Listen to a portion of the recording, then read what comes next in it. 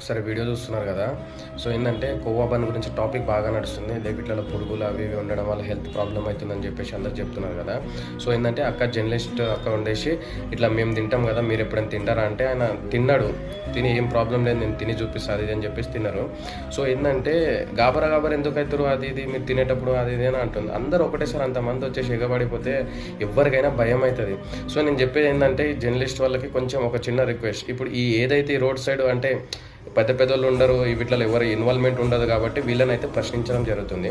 So అదే మీరు అట్లా చేసేవాళ్ళు ఉంటే పెద్ద పెద్ద హోటల్స్కి వెళ్ళి అక్కడ వాళ్ళని ప్రశ్నించండి. అక్కడ వాళ్ళు ఎట్లా ఫుడ్ చేస్తున్నారు ఏంది అనేది అక్కడ వెళ్ళి వాళ్ళని క్వశ్చన్ చేయండి. అంతేగాని చిన్న చిన్న వ్యాపారాలను పట్టుకొని వీళ్ళు ఏమనలేరు కదా తిరిగి అని చెప్పేసి వీళ్ళని ప్రశ్నించడం కాదు.